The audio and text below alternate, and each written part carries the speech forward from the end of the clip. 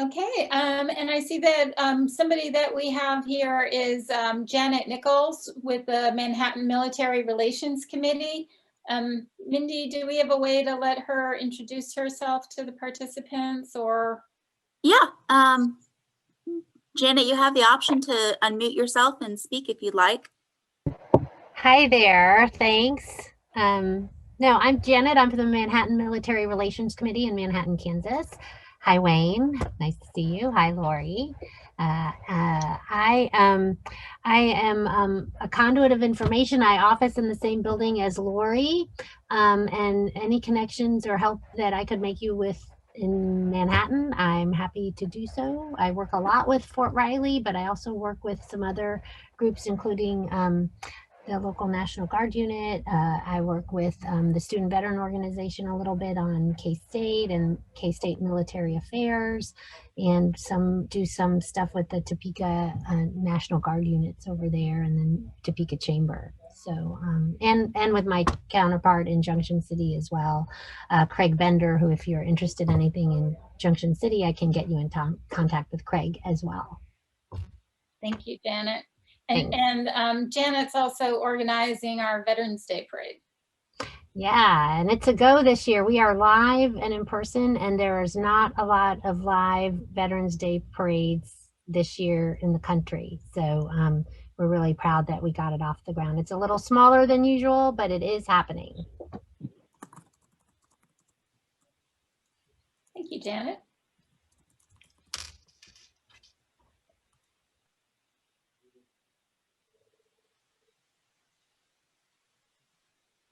So yeah, nice to see that we've got some people from here locally, and also some people from outside of the area. And it looks like Craig Bender's maybe not able to join us today, but we can put you in touch with him if anybody is interested.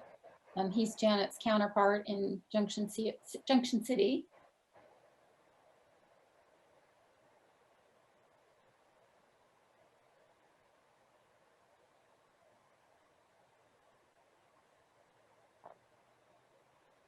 So anyone else like to introduce themselves in the chat or raise their hands?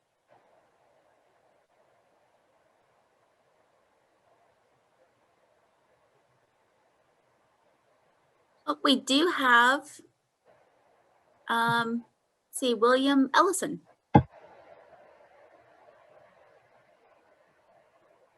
right, William, you are able to unmute yourself and introduce yourself if you'd like. I'm Bill Ellison, and I'm just listening in to see what I can do to help support the program. And Bill is one of our mentors with SCORE.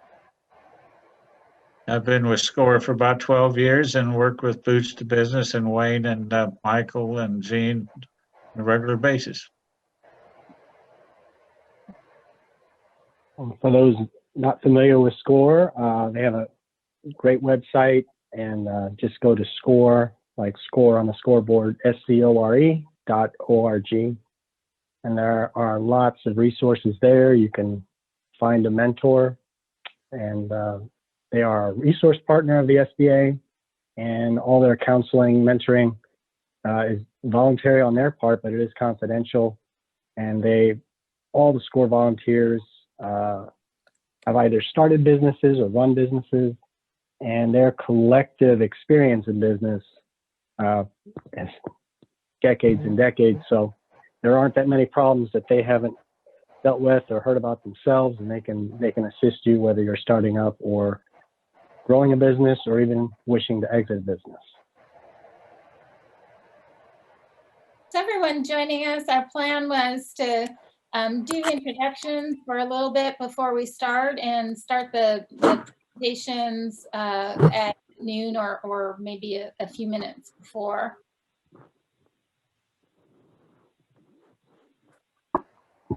This may be a good opportunity to introduce the SBA Wichita District Director, Wayne Bell. I know he wanted to say a few words to welcome everyone. And Wayne, if you're on, go ahead and you can start. All right. Thank you, Michael. And Lori, thank you so much for putting this together. You guys always do a great job of putting together really relevant and great informative, content. So we really, really appreciate the opportunity. Also, Mindy, I want to thank you for kind of behind the scenes, coordinating everything and producing this, this workshop today. Want to also recognize Janet Nichols, a good friend and colleague with the Military Relations Committee over there in Manhattan and Junction City. I know you kind of bounce back and forth. I believe you're in Manhattan and your other colleague is over in Junction City. But we so much, we just deeply appreciate what you do, and we appreciate the collaboration. Also, Bill Ellison with SCORE. For those of you hearing about SCORE maybe for the first time, it's another very important resource. It's a free resource for you, and I recommend that you get to know more about SCORE and some of the other services you're going to hear about and resources you're going to hear about today.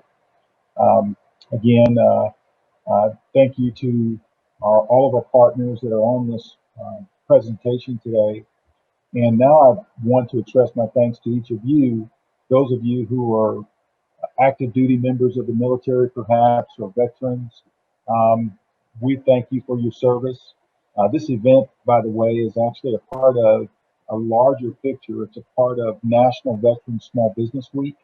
And so this is just one of our really kind of locally coordinated events that we're wanted to do to try to, again, connect you with content and information and resources that can help you continue to advance your plans for business or perhaps grow your existing business. I would encourage you to certainly engage after this with the partners and the resources that you're going to learn about. You can always reach out to those of us within the SBA and certainly the other partners you're finding out about today. Then also, I would encourage you. We've got another opportunity coming up on Tuesday, November 10th, and I believe Michael Almack is going to show the information for that later in the presentation. But it's going to be another event similar to this, but you're going to get the opportunity to hear from existing business owners, veteran-owned businesses that are going to share a bit about their past, how they got started, perhaps challenges they've encountered, and how they've been able to navigate those challenges. So I encourage you to take all of this in. We thank you for your service. And now let's get back, I guess, to the program. Thank you. Thank you, Wayne.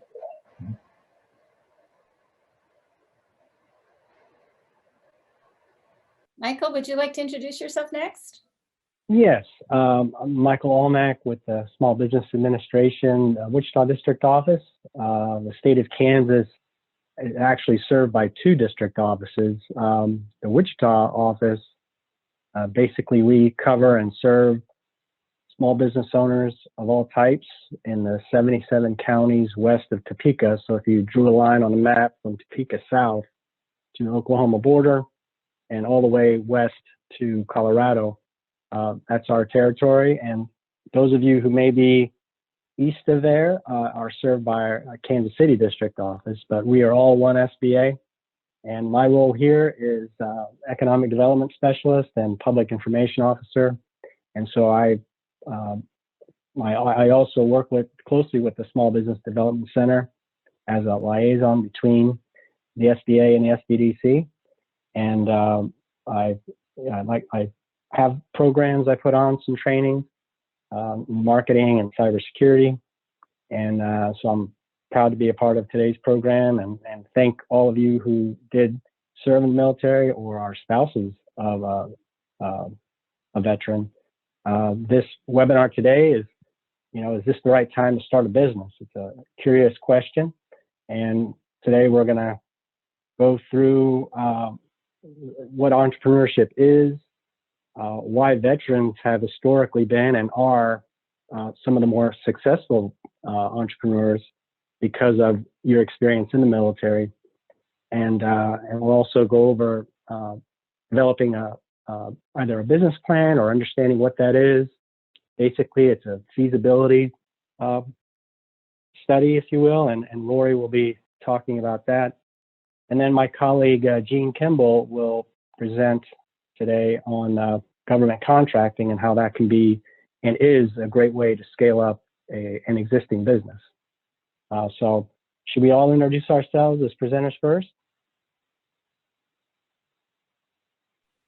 Sure. I'm Yeah. Lori Piper. I'm with the Small Business Development Center, and I'll be visiting with you after Michael, talking about business planning for startups, and then also at the end of the program about resources that are available to you.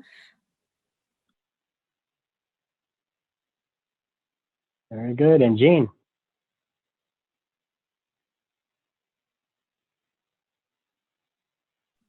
Gene, you're muted.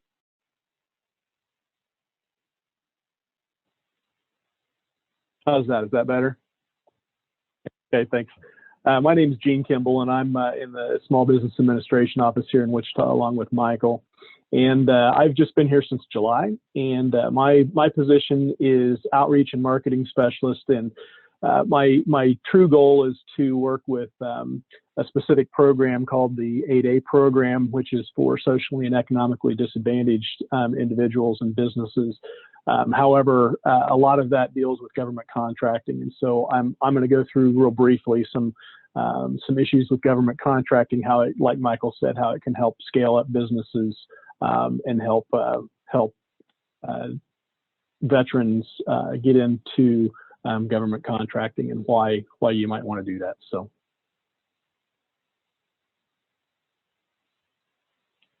Well, very well. I can start.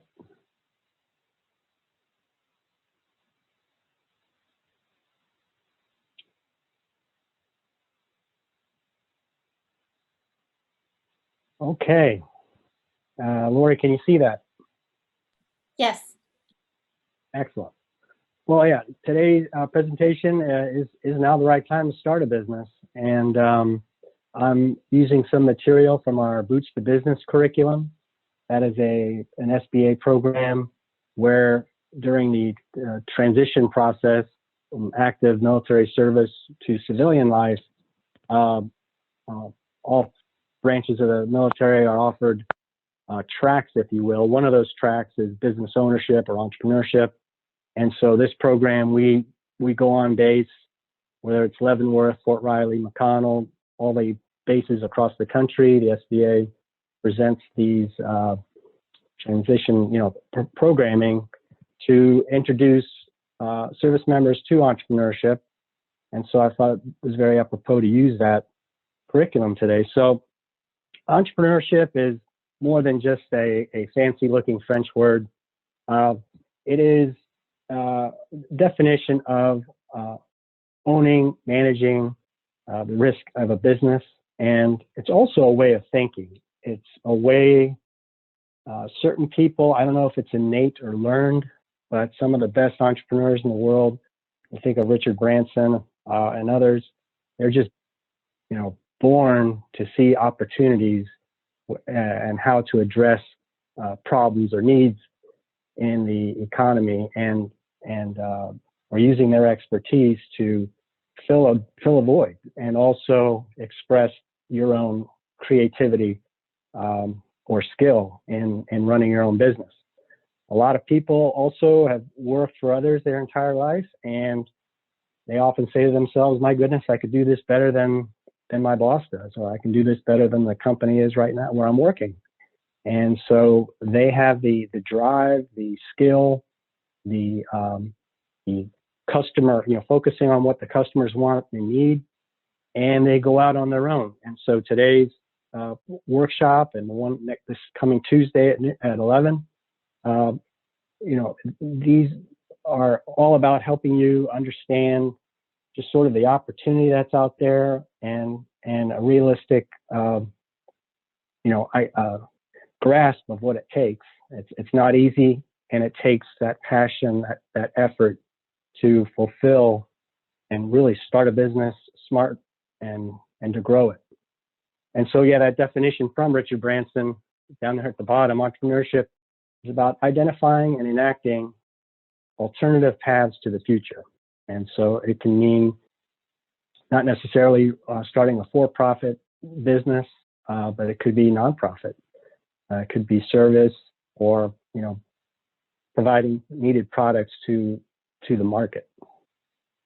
So is now indeed the right time to start a business? Is there a better time to pursue this? Is it during when things are booming, and you know, or is it a good time to do this in a recession and a crisis like we're in right now? And a lot of people would pick the former, not the latter, and you think would be, you know, now during a recession would probably not be a good time to start a business, where in fact a lot of the best you know, businesses do start up in down times. And I think a lot of the very popular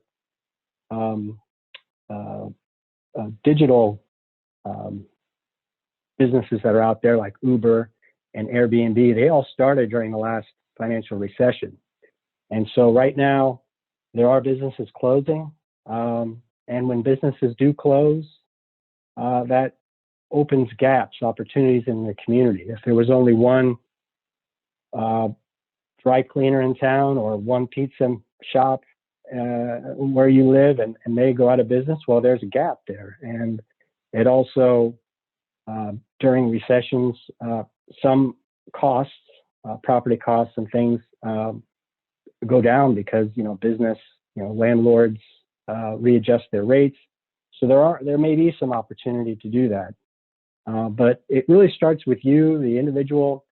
If you're interested in starting a business, or if you have a business and you need to pivot, you know, direction because things are changing drastically, it's all about the mindset. And so it's, you know, is there a needed product or service that's missing, you know, in your community? Is there a service, if you have a business already, is there something else that you can offer that would add value and gain more market, you know, more customers, or make existing customers more satisfied with what you offer? So it's always a good time to keep that in mind, always focusing on what your customers need. And then it's all about offering value to your clients, to the customers. Customers want value, and what value is it's basically, in my opinion, a simple equation. Is your solution to their need or their problem more valuable than the actual dollar cost or any perceived hassles or inconvenience that may be in the mind of a consumer? People in smaller towns, sometimes they'll drive 2 hours to go to a big box store. Whereas if you can provide the customer service, the variety, the products that they're looking for, and the great customer service, they would rather go visit you and support you in what you're doing. And so regardless of where you are in Kansas or elsewhere in the country, it's about keeping your eye on what the market needs and satisfying those you know, being a solution. And so it's also about either developing a team or ensuring that your skill and expertise is what you know, is needed. You need to be obviously confident in whatever you're doing, or have team members that are. And so you know, customers look for that. They look at reviews online to see if your business is what they're looking for. So, you know, it's about you know, acting on opportunities in the environment. Sometimes during a downturn, during a recession, the capacity is actually more open because there are more opportunities there. The market is not as tight, if you will, where multiple similar businesses are jockeying for the same customers. And then it's about your ability to create it or develop your business if you have one, pivot, maybe change some of your services. If you didn't do deliveries before and you have a pharmacy or a grocery, how can you make life more convenient, more safe with this COVID thing for your customers that would add value to what you offer? And so that's where, veterans come into play. And as I mentioned before, in general, the statistics just don't lie. The veterans are often more successful than your average business owner because of what your experience, your service, your dedication and sacrifice has taught you. And you you understand how hard it is to serve our country, and we thank you for that. And those lessons don't leave. You understand how hard can be. How hard it is to survive and to work with other people that you may not even agree with, but creating a good functioning team, be a quick or critical, clear thinker, solve problems, be flexible, be resilient. What 4 a.m. Wake up time is. Many people don't. Being ethical and reliable. Those are the hallmarks of a veteran, and those are qualities that make a great entrepreneur. I want to show a quick video. I hope this goes well.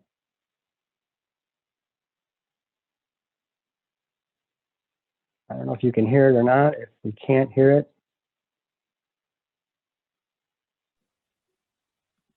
can you hear it, Lori?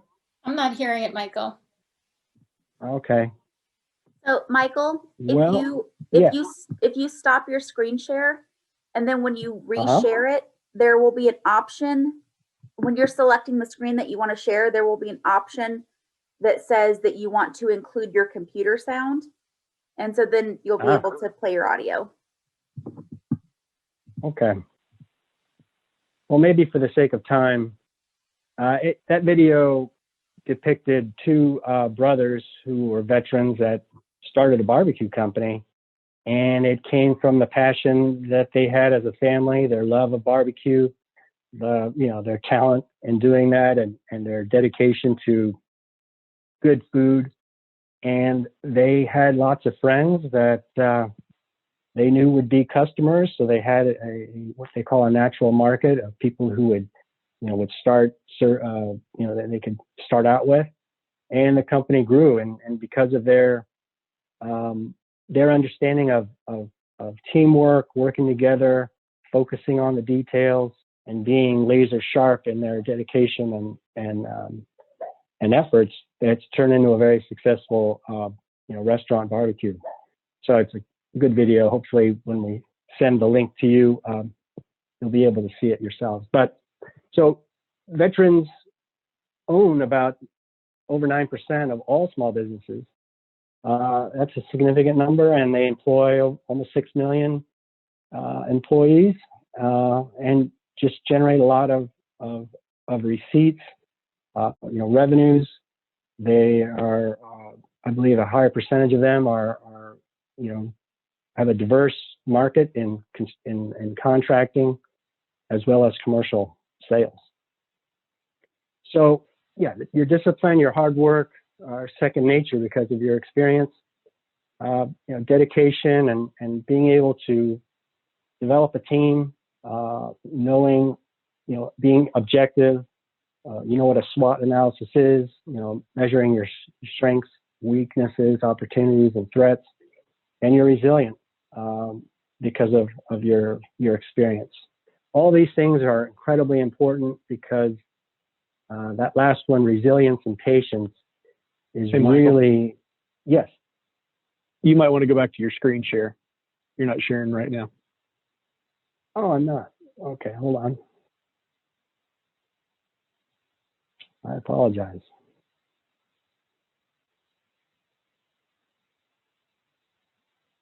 You've got a great looking office though. Yeah. There you go. Okay, I apologize. So yeah, this is the screen on the statistics. I just went over this, the resilience, ability to work under pressure, because really the bottom line in entrepreneurship is your passion and your resilience to stick it through and stick it out, if you will, and get through those hard, critical times, especially at the beginning stages. And then your passion also, you are doing what you do best, and whether it's making great barbecue or working in a retail environment or construction company, you have that expertise. So there are many types of businesses, and I'll briefly go over these. Starting up a brand new business, there are multiple, forms of that, or format structures, if you will. Can be a nonprofit, a social, mission-based company or a nonprofit. You can purchase an existing business.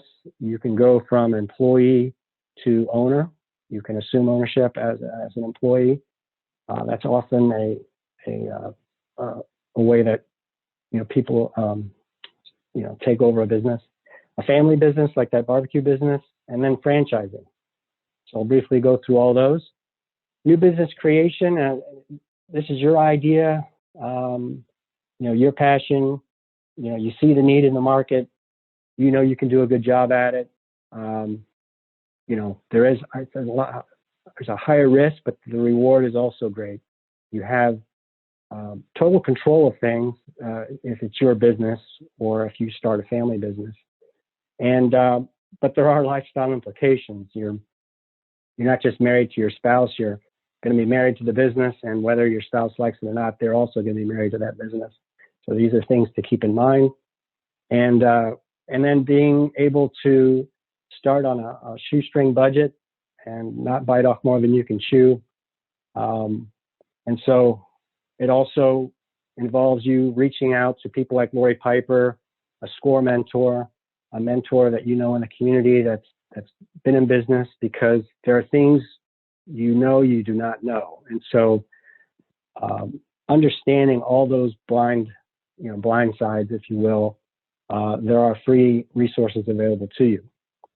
You can purchase an existing business. Of course, it does take a lot of research. The SBDC and SCORE can help you in that research. They can provide you great data that you'd normally have to pay a lot of money for through a private consultant. There are, negotiate the purchase, how it's purchased, understanding if there's a lease involved, what a triple net lease is, and the risks with that. Family business can be a little difficult to implement. It's important to understand that at the beginning, while everyone is fired up and friendly, that you divide the responsibilities of who's going to be in charge of what, who signs the checks, who will do this, who will do that, and then even have buyout clauses or ways where someone could legally and comfortably pull out if they need to of the business. So it can affect the family if things aren't done correctly, but there's also a lot of strength in having a family business. You can go from employee to owner. There's actually many ways to do that. I know the SBDC works with people on this, and current business owners that want to slowly self-finance the transition from their ownership to the employees owning it. So that's an interesting way to do it. And then there's franchising. Basically, you would buy license to represent the franchise in the community, and there's some structure with that. There are some advantages and disadvantages. Some of these advantages are, it's a turnkey operation. You already have the brand, the marketing material, the process, everything's all laid out for you. There's lower risk of it failing because so many things have been proven to work, and you just assume what those are. However, on the other side, there are, there's expenses related to it, and you don't have as much control over what you can and can't do. Like at McDonald's, you can't start serving hot dogs. So the key takeaways, is you already come to the table from your military experience with an advantage. And so these are skills and traits that can make you a very successful business owner. And, there are a lot of veterans already that own businesses. You'll hear from 3 of them this coming Tuesday at that free webinar we're going to put on. And there is no better time to start a business per se. It's up to you. It's up to what the market needs. And the forms of ownership, there are pros and cons to each one. So the key is to reach out to resource partners that you're going to hear about today. These are some businesses that were started by veterans. There are big names there, from FedEx to Chick-fil-A. Those are the owners. That's who I am, Michael Almack. That's my phone number, and we'll provide more information to you at the end. And so I will stop sharing and let Lori take over. Thank you, Michael. I really appreciated the presentation, and some of the points that you made are ones that I'm going to be echoing in my presentation. So I think that it's good that we've got some important themes that are going to be getting repeated throughout. So let me bring up my presentation now.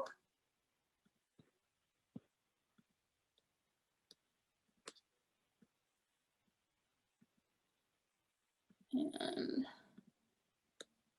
okay, can everybody see this okay?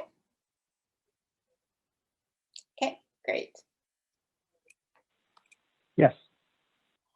So I'm going to be talking about business planning for people who are thinking about starting a business, because our topic today is this a good time to start a business? So when we think about business planning, we want to think about it in terms of planning for success. And I wasn't sure how much Michael was going to go into this, and I really appreciate the fact that he did go into this quite a bit. But whenever we talk about, is this a good time to start a business because we're in a pandemic, we need to address that fact. And there have been a lot of changes taking place in businesses. One of the themes that we keep hearing is that the way that businesses are doing business isn't the way that businesses have always done business. Businesses need to do business in a different way. And as we think in that kind of context, it makes planning all the more important. So there's something that I always like to ask people to do before we start working on a business plan. I'd like people to think about, what are you trying to achieve? What are you willing to invest to get there? How much risk are you willing to take on? And what do you want to get out of this? Because if you're going to start a business, you should have a pretty good idea of, what do you want to get out of it? Are you doing it for personal satisfaction? Is it going to be a side business? Is it something that you want to be your primary source of income, or the primary source of income for your family? Do you want the freedom of being a business owner? Do you want to be an employer in your community? And so as you think about your business plan, thinking about it relative to what you want to get out of it is something that's really important. And then different people have different levels of comfort with risk. Different people have different capacity to invest money, to invest time, to invest energy, to invest their family's time and energy and money. And so those are all some good questions to answer in the background before you start working on a business plan. So when I talk about business planning, I always like to emphasize the fact that it's a process. It's something that's ongoing. It's not something that just is instantaneous. And so business planning is the process of researching options, making decisions about how you're going to fund, manage, operate, market your business, what kind of opportunities you're going to pursue or try to create, how you're going to fill gaps in your management team or fill the needs that you have, and how you're going to mitigate risks along the way. So that's something that people sometimes say, well, how long does it take to develop a business plan? And it really depends on what you're doing. Sometimes the planning process can take a lot of research. Sometimes it's not that complicated. It's all relative to what the business is going to be. But the outcome of it, hopefully, is going to be a plan. One possible outcome might be that of business planning, that you decide that you actually don't want to open a business or don't want to at this time, or that you need to think more about it. But business planning is directed toward an outcome, which is having a business plan. And that's usually something that gets put into a document, particularly if you need to work with a lender or an investor. But what the plan does is lay out the decisions that you've made and that you intend to carry out for how you're going to achieve your goals, how you're going to fund the business, how you're going to operate it, how you're going to market it, how you're going to fill any management team gaps or other gaps, the opportunities you want to pursue, how you're going to mitigate risks, and that's something that's important, obviously, in the context of a pandemic, so that you can achieve your goals, develop your business, and protect your business. In other words, so that you can keep it open once you get it started. And I may interject, it's so important to meet with either your mentor or advisor and have something written out before you spend money, because some of the toughest conversations we've had are people that are really passionate about opening up a store or whatever it is, and they've already signed a lease, they've spent $20,000 of their savings on equipment, and now they figured out that, well, I need more financing, so I need a plan. And it's really, really tough at that point. So the planning helps you ensure that you don't make critical mistakes when it comes to your money. And so we always, you have to have a plan before you spend anything. Yeah, thank you, Michael. So sometimes when you need a plan, which is typically going to be that document, when you're going to start a business, for communicating with your partners, if you're thinking about, oh, and I've got to type that up. If you're thinking about expanding your business, if you're going to enter a new market, if you're going to pivot your business model, if you're going to borrow money, work with investors, but also it's your guide for how you're going to run your business. And so it's something for you to refer to as you're thinking about your business now and in the future. And then some other contexts in which I've seen people be asked for a business plan. Sometimes landlords will ask to see it or review it because they want to know that before they rent to you, you've got a business that's going to be successful in their location. And sometimes vendors will ask to see one also.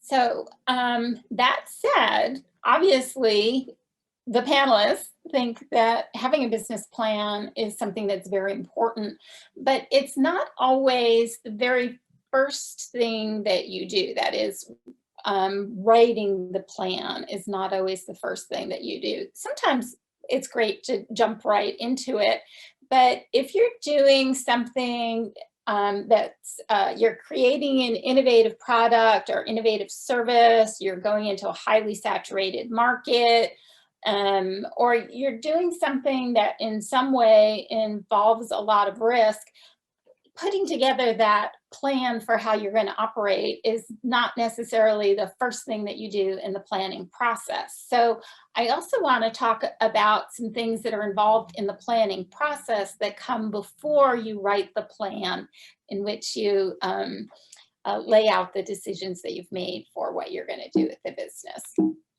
Oops. And for some reason, I'm not advancing. Okay, here we go. So some examples of things to do before you produce that document that we were talking about. If you're doing something that's innovative, engaging in business model, prototyping, customer discovery, It can be really important for anybody. Connecting with resources is important.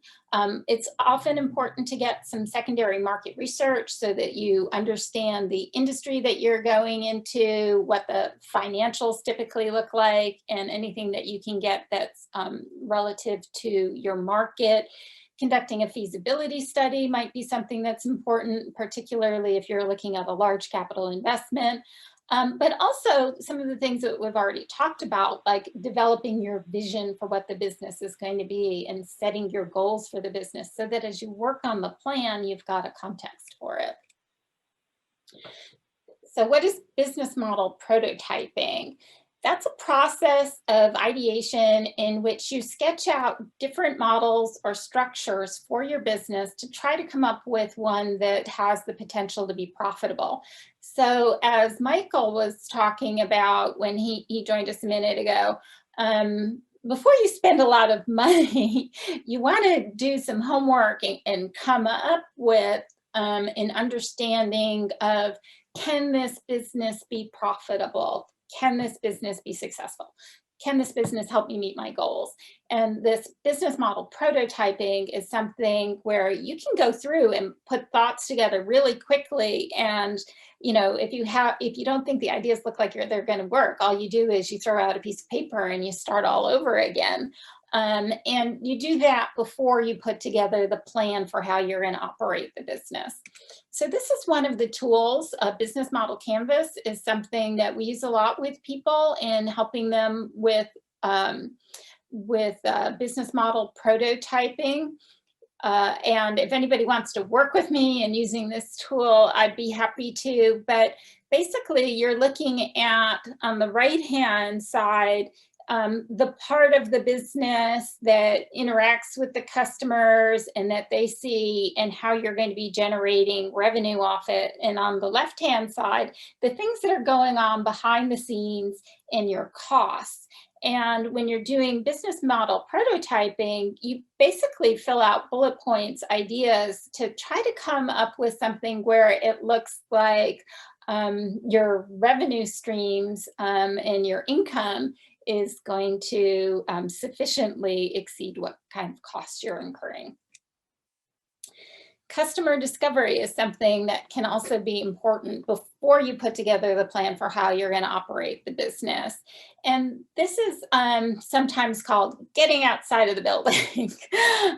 So what you want to do is identify what assumptions you're making about who your customer is going to be. Like, are you assuming it's going to be men? Are you assuming it's going to be women? Are you assuming that it's going to be people of a certain income level or certain education level, people with children, people without children, people who live in a certain part of the country, people who live in another part of the country, people who live in another country altogether, people who speak a particular language.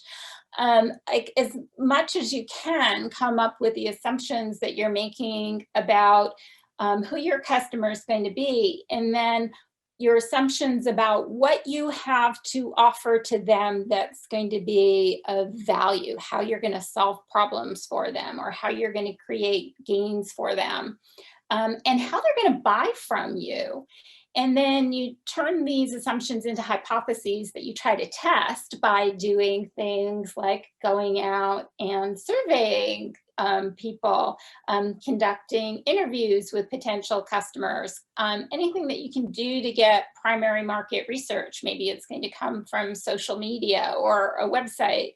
But the more that you can test your assumptions before you create that plan and then invest in the business to make sure that you're going in the right direction and don't need to change the business model, the more, hopefully, you'll be setting yourself up to be on the right track when you start the business. And again, this is something that, that we can work with you on. So secondary market research is something that's also useful. There are databases that can be accessed. We have license to get financial information from different industries through different resources. We have a research center at the Kansas SBDC where we can help people get information that helps them understand the industry that they're going to be going into and what the risk might be in that, what the financial trends are, how much a business would typically spend on rent or marketing or wages, to help you better understand the financial side of a business. And then a feasibility study is very closely related to a business plan, but basically what you're doing is asking the question, if we do X, Y, and Z with the business, is it something that can be successful? Is it something that can be profitable? And so you're going to really look at things like industry trends, market analysis, the economics of the business, demographics of your customer, or maybe psychographics, what your capital needs are going to be, what the barriers to entry are going to be for a particular industry, if you're going to have to deal with a lot of regulatory issues or legal issues, and what your management capacity is. And then you arrive at a decision. Yes, this looks feasible, or no, it doesn't. And if it does, do you want to go ahead and write a plan for how you're then going to operate that business? Or if it doesn't, do you still want to try but make adjustments so that it can be successful? Or do you want to give up, or do you want to try to do something else? And sometimes these are things that you can do yourself. Sometimes, depending on the nature of the business and the kind of capital investment required, sometimes people hire firms to do this. So once you're ready to write the plan, and I do emphasize once you are ready to write the plan, because that's something that you need to be involved in. Sometimes people will say, oh, here, will you write the business plan for me? But because it involves decision making and setting goals relative to what you want to get out of the business, it's really important that you do it, and also that you understand what's in the plan, because you're the person who's going to be using it and executing it.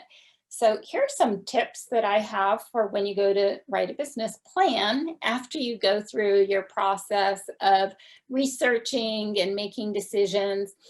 Identify the purpose for which you're writing the plan. So for example, is it a plan that you're writing for working with a lender or an investor? Or is it a plan that you're writing as a communication tool with a vendor or a business partner? Make sure that as you develop the content, that you're developing content that's relative to the purpose. And I should add to that, make sure that the parts of the business plan are connected with each other. So you don't want parts of it that are just random bits where there's no connection between what you're trying to achieve in one part and what you're trying to achieve in another. We've got business plan templates, SCORE's got templates, SBA's got templates. There are lots of resources that you can use for a good template that helps you ask the questions that you need to ask to fill in the information that you need to fill in. And then I always tell people, don't feel like you need to start with page 1 and work your way through the end. Start with what you know, and then look at it and identify what you don't know, and then work on filling in the gaps and get help. Because when you identify these are things that I don't know, that's a good indication, you know, oh, I should reach out to one of the resources that's available to me to help me figure this out. And then be honest with yourself when you're writing the plan. Sometimes people will try to write a plan and they will kind of fudge to make sure, you know, to try to make something sound like it's going to work without really putting the thought into figuring out whether it's going to. And that's just cheating yourself. So be honest, where there are problems, recognize that there are problems, and then try to address them. Don't try to just make pretend that they're not problems. Utilize trusted resources, and if you've got a team, include your team in the business planning. So the parts of a traditional business plan are going to be the executive summary, which is just the highlights of the document that follows, and that can be important. For example, if you're working with a lender, so that they can decide whether they want to go on and read the rest of the document. your company description and maybe a little bit of history about why you're doing what you're doing or why you're locating in a certain area, your mission and vision for the business, market analysis, information about the industry, information about your competitors, your marketing strategy, how you're going to try to get out there, sell to your customers, compete against your competitors, a description of operations. And I sometimes see that people skip over this, and then when they get to their financials, there's a disconnect between how they're operating the business and the financial projections that they're putting together. Description of the management team, because it's important that you have the right team for moving the business forward, particularly if you're doing something that is innovative or requires a lot of capital investment. That's a challenge that I sometimes see with startup companies, is that the owner knows how to do some parts of it, but really needs to build out a team to grow the company. Your financial analysis. So how are you going to manage your costs? How are you going to generate revenue? How are you going to be profitable? What assumptions you're making behind that? As Michael mentioned, your SWOT analysis. So how are you going to capitalize on the strengths that you have? What are the opportunities you're going to pursue? If you've got weaknesses, how are you going to address them so that they're no longer weaknesses? If they're potential threats, what are you going to do to mitigate against those? And something that's really important right now is obviously, how are you going to keep your people safe? Are there going to be issues with supply chain management? How are you going to deal with the economy? Are there other risks that need to be managed? And then sometimes you might need some supplemental materials, like you might have an appendix that has the secondary market research, or your cash flow projections month by month for 12 months or 3 years, letters of intent from potential customers or contracts with vendors. And so I am happy to talk with anybody about what business planning as a process is like. Happy to work with people on putting together a business plan.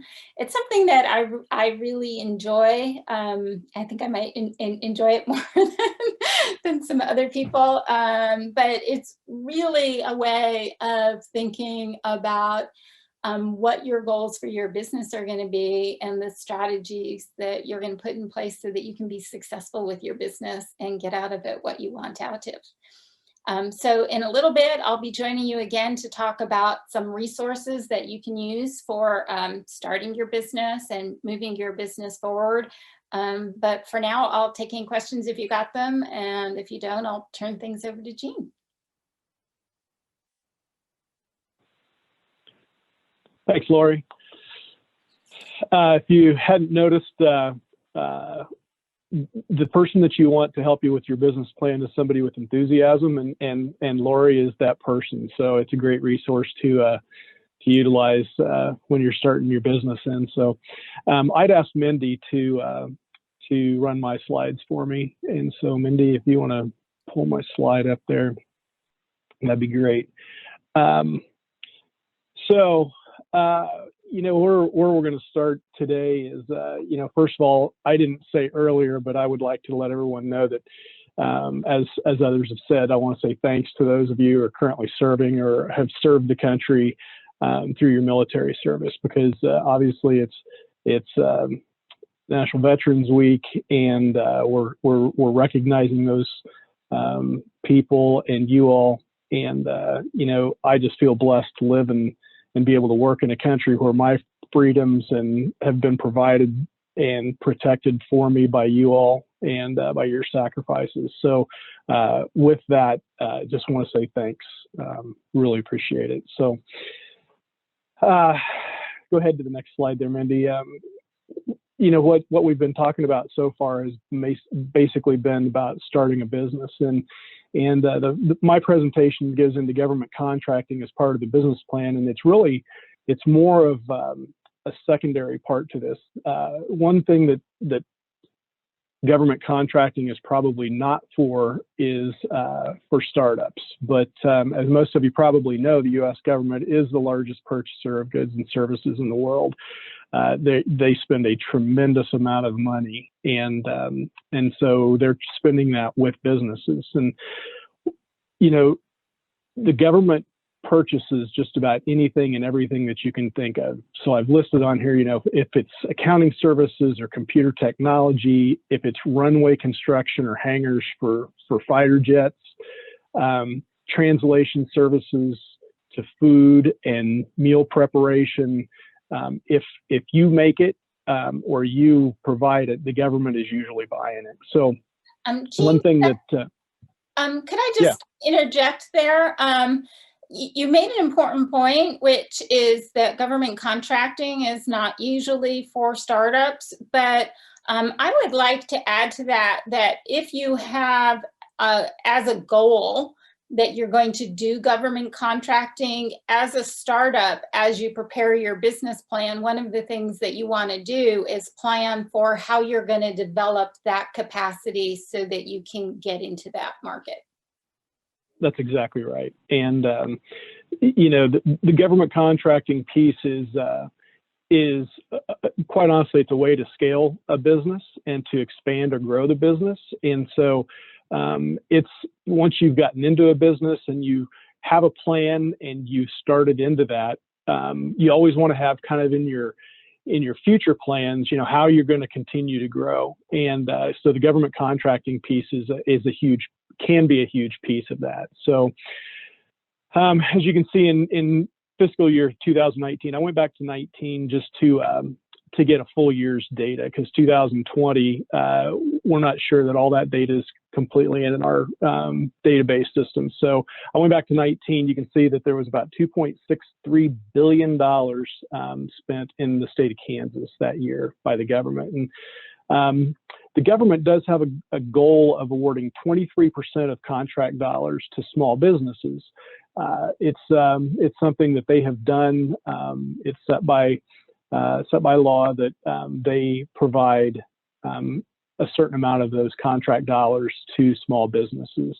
And so in 19, the government spent nearly $577 million with Kansas small businesses. And inside that 23%, the government also, they do things that are called set-asides for specific groups. They might be socially or disadvantaged owned businesses or women-owned businesses. And there's also a set-aside for service-disabled, veteran-owned small businesses. And the goal for spending with those types of owned businesses is 3%. So, you know, take 3% of that 577 million, and that's how much the government is setting aside for service-disabled, veteran-owned small businesses. And that is a certified program. So there is an application process that you go through to become a certified service-disabled, veteran-owned small business. But it's the way that the government makes a more level playing field for businesses to get into contracting. It can be confusing when starting out, but know that you've got resources. We've talked about them this morning, whether it's the SBA, SBDC score, PTAC is another that can help you as a business owner get a foothold. And so in the next few slides, we're going to take a look at where the dollars were spent in Kansas. So if we can go to that next slide.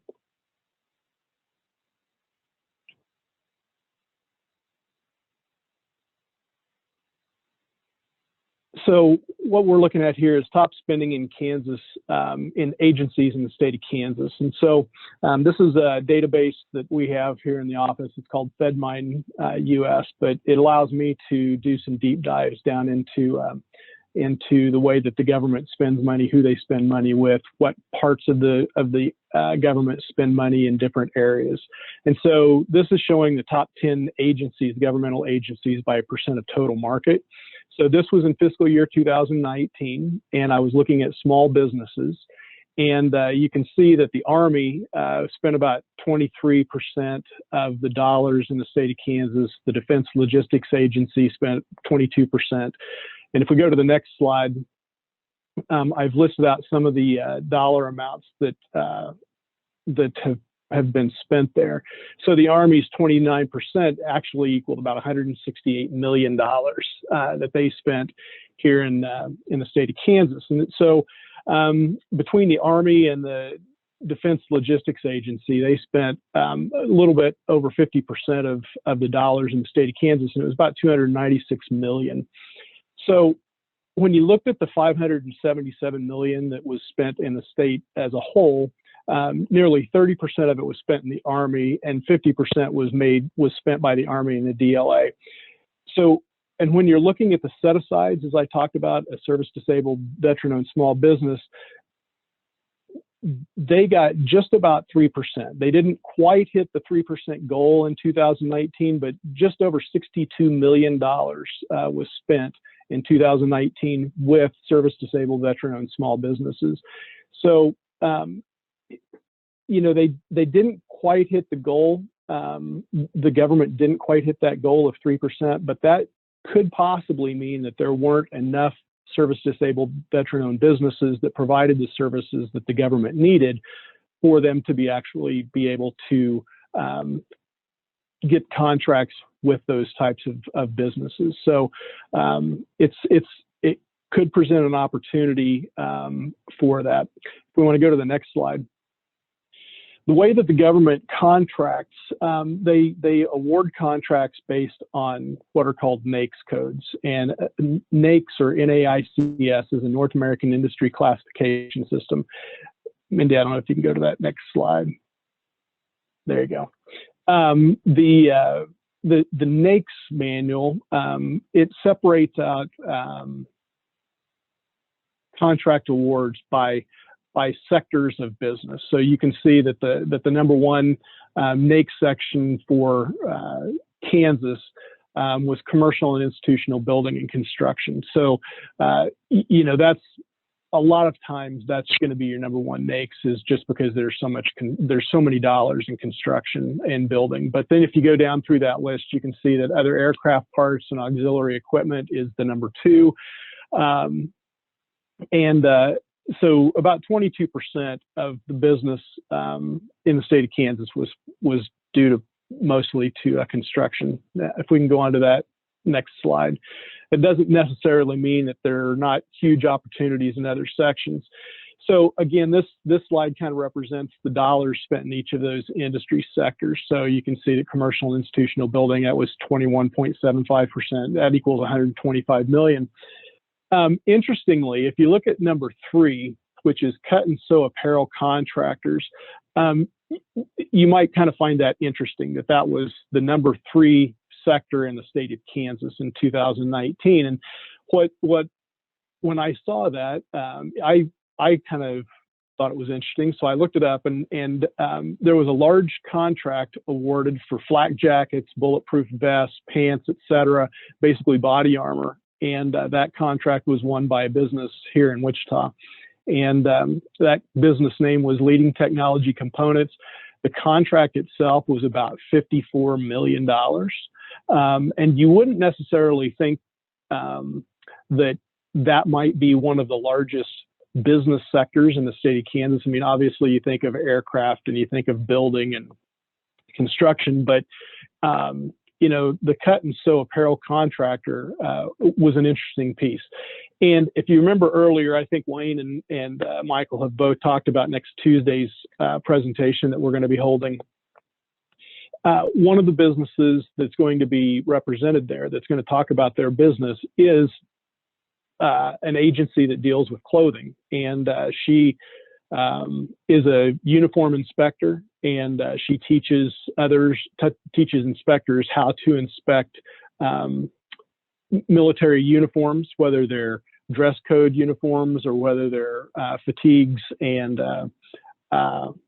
clothing that would be worn out in the field. So it was an interesting sector. I just thought it's one of those opportunities that lets you know that the government buys just about anything and they need about everything. And so there are opportunities. It doesn't just have to be in construction or aircraft. There are tons of opportunities out there. So if we go to the next slide, I broke it down by the largest contractors within the NAICS code for commercial and in institutional building construction. And you can see in there that you can see the top 15 contractors, and that EMR Inc. has the most contract dollars in that commercial construction sector, and it was about $43.5 million that year. So if we go to the next slide, just because we're in Wichita, I wanted to go ahead and look at the aircraft industry real quick. It was the number 2 NAICS code sector in the state with about $56 million. Again, you can see this is a snapshot of the top 15 contractors in that NAICS code. DJ Engineering out of Augusta is the top contractor, and they do a lot of structural engineering for the aircraft industry, and they actually have plants around the world. So let's go to the next slide, is the last slide. So as you can see, there's a huge amount of dollars spent by the government on a yearly basis. And as I said earlier, government contracting can be complicated. It's not probably the best place to look for a startup as a business, but it's like Lori said, it's something that you want to have in whether it's in your original business plan or whether it's you're looking at your future planning. You know, it's one of the best ways. It presents a huge opportunity to scale or expand or grow the business. The government, as Michael talked about a little bit, the way that they're looking for businesses to contract with them, they're looking at past performance. So a lot of times they're looking for 1, 2, 3, 4, 5 years of past practice in a specific NAICS code or a specific sector that you've been working in. They want to see that you're capable of doing that your business has the character, and they look at a number of factors. They want to make sure that your business has performance and success built into it, so that they're not going to contract with somebody that's going to go out of business next year and not be able to provide them future services. One thing I do want to say is just realize that the numbers that I was showing you were limited to Kansas, but contractors are providing services all around the nation and actually all around the world. So the dollar amounts that you were seeing were just dollars spent in Kansas. So it's not the last 2 bullet points here. Realize that government contracting isn't limited to just federal government. There are also state, local agencies who are contracting for goods and services. And a lot of times those are the places that startup businesses can get started, is finding a contract with a local government, with a local partner. And you get that contract, they talk and let other businesses or other agencies understand that you're a quality business, that you have great customer service. You start building those contracts, and then you start getting into federal government contracting, and that can be where you really start to expand and you grow the business. So as you've seen and heard, if you have questions or need more information about government contracting, please contact me or anyone here at the SBA, or again, talking to the SBDC or the resource partners are always a great opportunity. So with that, I'm going to turn back over to Lori, I believe. Thank you, Gene. That was a lot of useful information. So I think this is me again. Okay, so we'll talk now about resources, and I'm going to talk about myself a little bit more in this section than I did last time because I'm one of the resources. But let's start out by talking about what kinds of things count as resources. People sometimes think resources, we have to be talking about money, but there are a lot of things that can count as resources. So anyone, any agency, organization, business, or entity who can provide you with education, training, or professional development to help you with your business, advice, coaching, mentorship, give you access to information that you need, or research, help you conduct research, make connections for you, give you referrals, who can support your business with professional services or technical assistance. Your employees, anybody who can help you with entry into markets, help you get contracts, as well as access to capital. These are all things that as you're thinking about resources for your business, resources for starting your business, you should be thinking about. And so some examples, obviously the US Small Business Administration and the resource partners associated with the SBA, such as our small business development centers, Veterans Business Resource Centers, PTACs, Procurement Technical Assistance Centers, Women's Business Centers, and SCORE. And we've got, if Bill's still on the call in a little bit, we'll introduce him when we get to the SCORE slide. During the pandemic, our chambers of commerce have just been working really hard to support businesses. Where I am, we've got the Manhattan Area Chamber of Commerce where my office is, also the Chamber of Commerce out for Junction City and Geary County, the Wamego Chamber, and all of our chambers around the state are. And in Manhattan and Junction City, there are military affairs partners, whether they're called military affairs committees, military affairs liaisons, councils. Our local economic development partners have been really working hard to help support businesses during this time. Some parts of the state of business accelerators, the Kansas Department of Commerce can be a resource. Network Kansas is a resource partner that helps to provide financing to small businesses.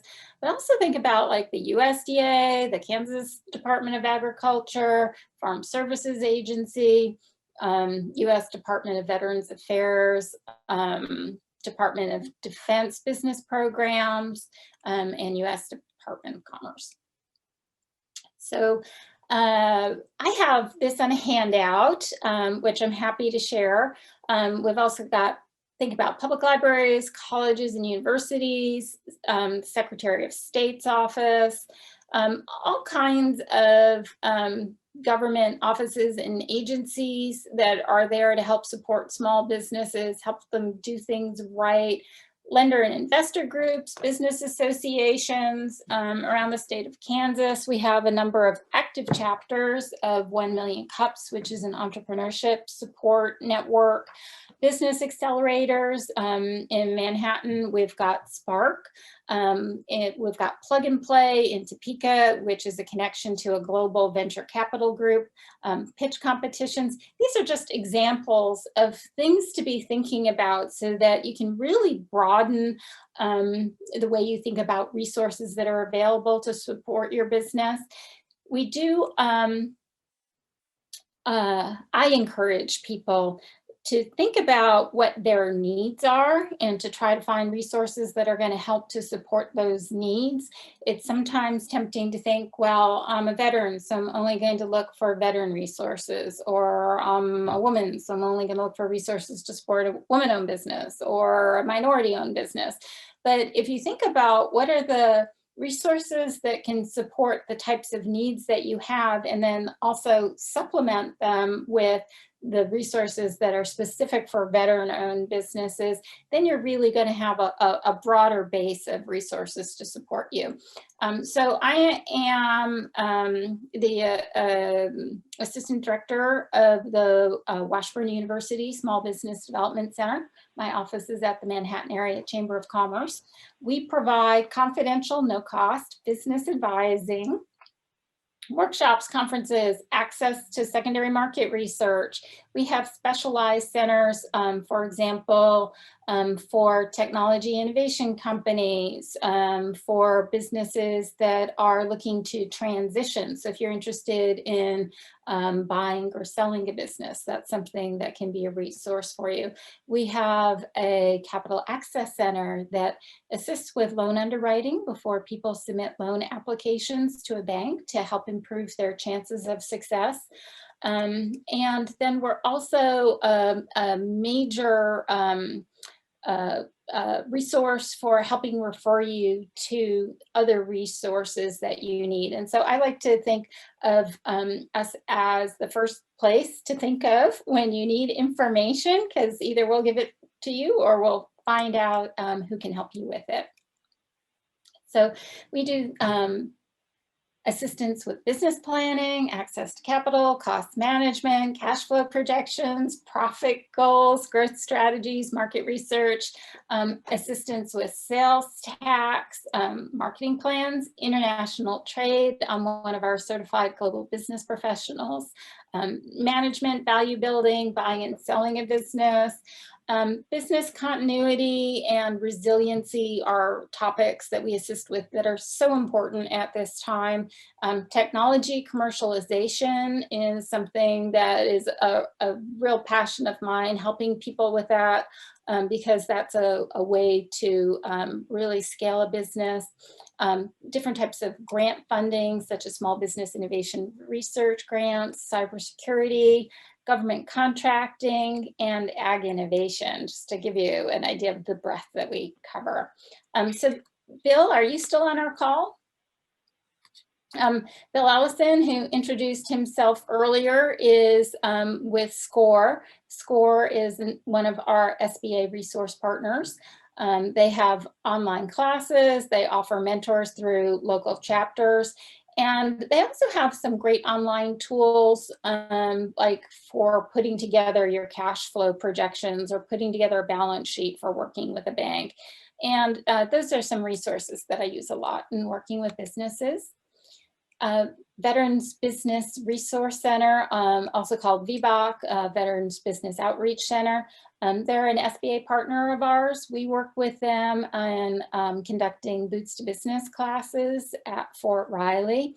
They can provide some similar services to the ones that we do, and we can do referrals back and forth. Kansas PTAC, Procurement Technical Assistance Center. I work a lot with our Topeka office, but we have several PTACs around the state of Kansas, and they assist small businesses with getting into the arena of government contracting. And so everything from helping you put together a capability statement to helping search for contracts, some assistance with SBIR applications, and assistance in training for how to get ready for government contracting. The Veterans Administration, you can get certified as a veteran-owned small business, certified service-disabled veteran-owned small business. They've got information about how to do government contracting with the VA. The Department of Defense Office of Small Business Programs, we work with people to help them try to get contracts through working with these different offices at the different Department of Defense agencies. USDA, FSA, Kansas Department of Agriculture are resource providers that we work with for helping businesses that are in agriculture, ag innovation, or are located in rural areas. And so I went through that pretty quickly because I know that we're running short on time, but I do have this information in a handout, and which we can share with you. And does anybody have questions at this time?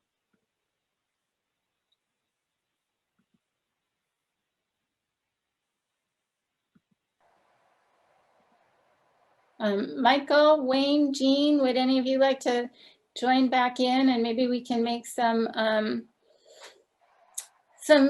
closing remarks, answer questions. We're all here to help small businesses. We play different roles in the process, but we work together well. We enjoy working with each other. We enjoy working with small businesses. And because I'm probably going to forget if I don't say it now, I do want to again thank Mindy Lee for hosting this webinar for us. Hey, Lori, just wanted to add that we do have the program again coming up on Tuesday. I think Michael's going to bring up the announcement, for that event, the access information for that event. You mentioned the VA's service in terms of the certification that your business is a veteran-owned small business. We're going to have a representative from the VA on the presentation on Tuesday, and she's going to go over that information. And she's from the Office of Small and Disadvantaged Business Utilization within the VA. So she'll talk about their certification, the value that adds, for you as a business owner, and the process. She'll speak very briefly, but she will be available to answer questions as well. So I think this event Tuesday is going to be a really good opportunity to hear more from a few veteran business owners, a bit about their past, their challenges, where they found help, and again, all of this is great information to consider as you're planning perhaps to move forward in business. So I want to thank you again, Lori, for all of the great information today. Appreciate the opportunity that you provided, with Michael and Jean, being able to share information. I hope everyone found it helpful. So again, thank you. And Michael, if you've got the announcement, that'd be great. We do have a quick question. Somebody asked, is veteran certification only available for disabled veterans? So the short answer to that is no. There are two certifications, right, that veteran-owned businesses can get. So there's one that is nationally, there's a service disabled veteran-owned certification that there are actually contracts that are set aside for business owners, businesses that are service disabled veteran-owned companies. There are federal contracts set aside for businesses in that category. But the VA also does a certification that they do their own certification that an entity is a veteran-owned small business. Now, there aren't federal contracts that are specifically set aside for that, but I know that the VA has opportunities for veteran-owned businesses, and I don't know if Lori's got any additional information on where that certification might come into play.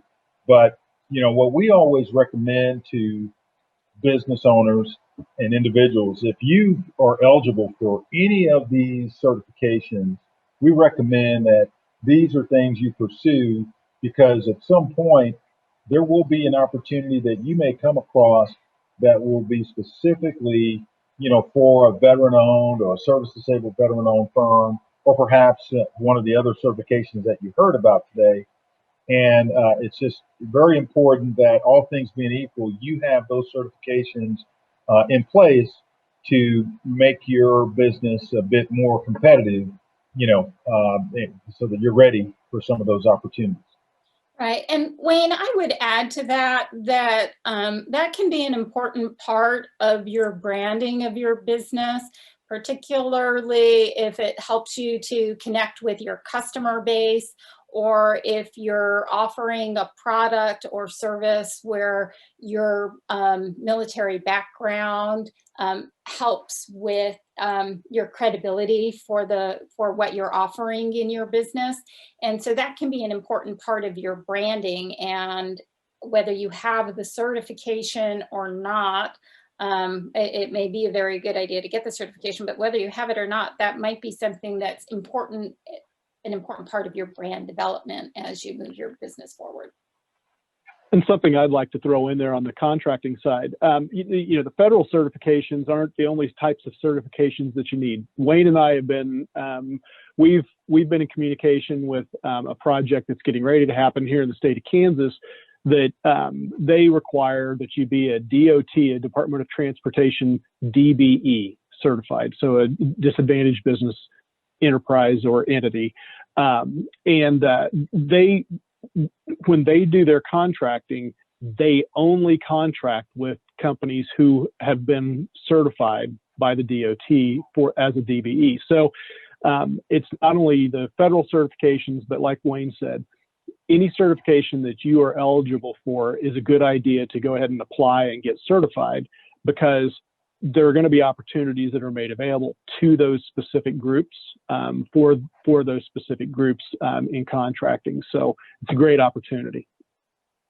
Yeah, to Gene's point, I mean, there are two area opportunities right now, and part of the requirements, part of the criteria is that the firms that are going to be in those categories of disadvantaged business enterprises, that they be certified, even to bid. So these certifications do make a big difference, whether it is, again, the service disabled veteran owned, or even the veteran owned certification. As Lori said, there certainly is an advantage. Immediately, there's a bit more credibility. There's a bit more, recognition of your training, your service, and the qualities that you bring to bear as a business owner. So that's a very important certification to pursue. And I definitely encourage you all, if you have the time, to join the presentation on Tuesday, because we're going to hear a little more about how to do that. What's required for that veteran-owned certification. And so, yeah, but all of these are very important. The two projects I mentioned and that Gene brought up, one of them is a $13.6 million project for the Wichita Airport Authority. And it's $13.6 million project. It's going to be happening over 3 years. They're looking for businesses that have this DBE, certification. The other is there's a Wichita water project that is like roughly $400 million project, construction project that's going to be going again for, I believe, 3 or 4 years. And they're also looking for businesses that have the disadvantaged business enterprise certification. It is, by the way, that is a federal certification through the Department of Transportation. But long and short of it is, continue to explore these certifications. They are definitely something that can be an advantage to you as you're looking to grow your business and pursue opportunities. Yeah, Wayne, I shared the flyer earlier. I don't know if others saw it. I thought I shared the screen, but I also put the invite to the Eventbrite page for the event on Tuesday at 11 in the chat box. So the link is there. Just click on the link, and look forward to having you attend this coming Tuesday at 11 a.m. And then if I might add to that, something that we would like to know from you, either now in the chat or if you want to send us an email or something afterward, is what kind of events are you interested? What are your needs? What would be useful to you? Because as we conduct future events, we want to make sure that we're doing things that are of interest and are of value to you. And so if you have topics that are particularly of interest to you or needs that you identify, please share those with us.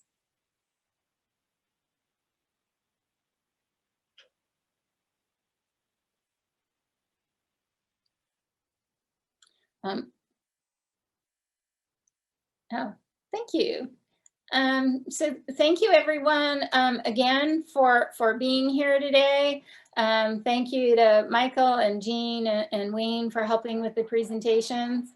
I'll stay on for a little bit in case anybody wants to, participate in the chat, but really we want to thank you and recognize you during National Veterans Small Business Week and throughout the year. So we did have one person mention that they would like to see something that's, say, like a veteran support group specifically for business owners.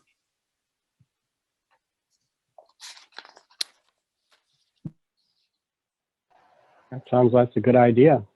Also, as Lori mentioned, any topics that you have, whether it has to do with understanding your financials, marketing, content marketing, cybersecurity, you know, even taking a deeper dive in government contracting, you know, we want to respond to your needs and make these webinars useful. So any subject matter regarding dollars, you know, financing, marketing, management, and other opportunities, even exporting, let us know. Yeah, thank you for mentioning exporting. Yes, the two ways to scale a business, regardless of location, is, you know, exporting or contracting, government contracting. So we're here to help you. And also innovation. You know, one thing Yes. about times that are challenging is that they are opportunities for innovation, opportunities for doing things differently, having new business models, offering new products and services, and we'd love to help you with any of that. Okay, I see the comment of taxes, paying employees. There's actually a Washburn webinar coming up on contracts. Yeah, you can send legal issues and your small business. So if you want to, yeah, with your email, we can share with you a list of some that we have coming up. And we also a couple of times a year offer workshops on sales tax, retailer sales tax, and sales tax for construction contractors. that's right. But we do have a variety of workshops throughout the year.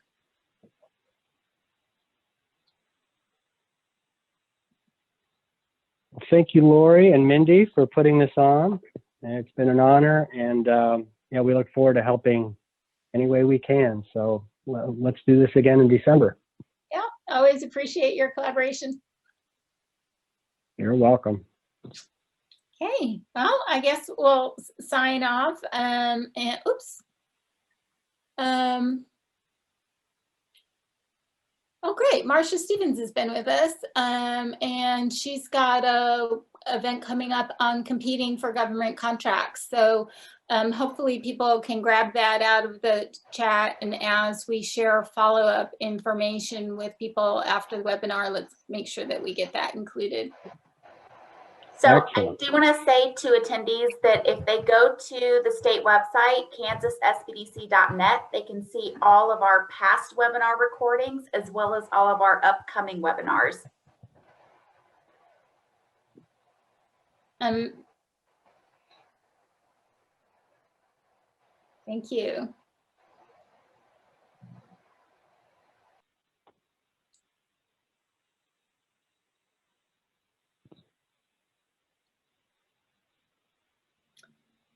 So thanks again, folks.